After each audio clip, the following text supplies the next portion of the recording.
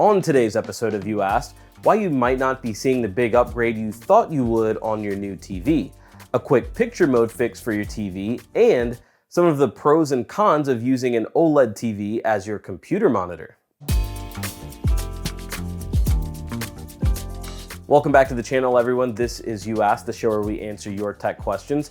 If you've got something you want to know, send your question in to youasked@digitaltrends.com, and don't forget to tune into the show to see if your question has been selected. Our first question comes from a viewer that came across the LG C4 review on the channel, asking if it's still worth it in 2026 as a PC monitor. To that, I would say yes, if you can find one. I'm assuming they can since they asked the question, but I also think it kind of depends on the use case. If you're gaming, absolutely. The C4 has a 144 Hz refresh rate, and it's just straight up a great looking OLED. The wow factor you're gonna get from gaming on it, especially in HDR, is great. Same for watching movies. It's just gonna be something that a TV is gonna handle much better than a traditional PC monitor. Also working in your favor is the stand. The central pedal stand is nice to have, so you don't need to rely on a wider desk or the placement on the desk being wide enough to support legs on each side of the TV. The only setback, I guess depending on your viewing angle or setup, is 42 inches potentially being a little too big. That will primarily come down to user preference. Otherwise, I can't see too many negatives, especially if you can find one at a good price. And also, be sure to be aware of how long it's running and staying on in the background, especially if it's a static screen, just for burn-in's sake, with the same elements on the screen appearing for a long, extended period of time. Ron Hyde says, I have a new 77-inch Samsung S85F. I can't find the picture mode option, nor can I find the intelligent mode. Some categories are grayed out. Any advice? Thanks. Hey Ron, maybe you've got this figured out by now, but just in case, I think this is simply a case of being on the wrong screen, and I'll show you what I mean and take you through some of the menus on my own TV. So on the home screen, when you go to change the picture mode, you can't. It's grayed out and locked in standard mode because it's just the home screen and not actual content being played on the TV. However, when you open up YouTube or another app that displays shows or movies, then it's available, and you can cycle through the picture options as you normally would. As for intelligent mode, that's when you want to make sure that you're not in a specialized mode like movie or filmmaker or game mode. In standard mode, at least for me on the QN90C, I do have access to intelligent mode even on the home screen. Also, make sure your TV's light sensor isn't disabled or covered up, since intelligent mode relies on that to measure the ambient light in your room and then operate intelligent mode based on that. And the last thing I'll say, Ron, and this is a little bit of a personal preference, you don't want to go the intelligent mode route. Go with movie mode, and with 99% of the content you're watching, you'll get a more accurate and consistent, but still saturated and bright picture. I just couldn't let that go unsaid. I'm sorry. Enjoy your TV however you want.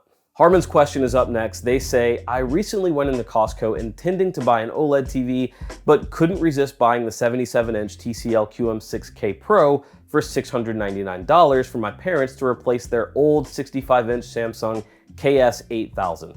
I compared the picture quality on both TVs using SDR YouTube content and HDR content from a Blu-ray. I honestly couldn't tell much of a difference. I know that the QM6K Pro is more of a budget TV, but shouldn't there still be more of a picture quality difference given that it's been 10 years since the KS8000 released? Well, that is interesting. It sounds like you did a solid side-by-side test, but if you're not seeing a difference, I'm assuming it's because you're just running the QM6K Pro straight out of the box instead of dialing in some of the key settings to get the most out of it. Also, for those wondering, the QM6K Pro is a Costco exclusive model that's basically the same as the standard QM6K, except its particular panel handles reflections better. Anyway, here are some of the basics to get you on the right path and make sure that QM6K Pro shines. First, if you haven't already, get that TV out of energy saving mode. It puts a cap on how bright the TV can get. I think limiting it to 60% if I'm not mistaken. It's already playing with one hand tied behind its back. You're also going to want to turn off the intelligent settings. Just like with energy saving, it's yet another mode that takes the control out of your hands. Instead of letting the TV determine brightness and color temperature and all those things, we're going to do it ourselves. For picture mode, try movie. It'll give you a pretty accurate and warm picture without overdoing the color. You'll also want to adjust your brightness in SDR and HDR mode, but this next setting is the one that I think will give you the most help. I'm not exactly sure what the correct menu path is on the QM6K Pro, but within picture settings, find the advanced settings and then the brightness settings, and then go to local contrast. I recommend setting this to high. This allows the TV to push the bright areas brighter and keep the dark areas darker, basically increasing the contrast, which is important because it's the first thing that our eyes notice when looking at a TV screen. And from there, go back to your brightness settings and see what your preference is. The TCL QM6K Pro is definitely an upgrade of a TV, complete with full array local dimming, but it might need a little help getting where it needs to be to really stand out compared to that old Samsung. Finally, Barge YouTube, I think I'm saying that correctly, says, I'm looking to buy a Sony Bravia 8 Mark II. We get our live TV via satellite box. Will I be able to connect that if I choose Google TV in the setup? Yes, you absolutely will. Just as you normally would, connect your satellite box to the TV via HDMI cable, and then you'll be able to select the HDMI input you have it plugged into to access your live TV.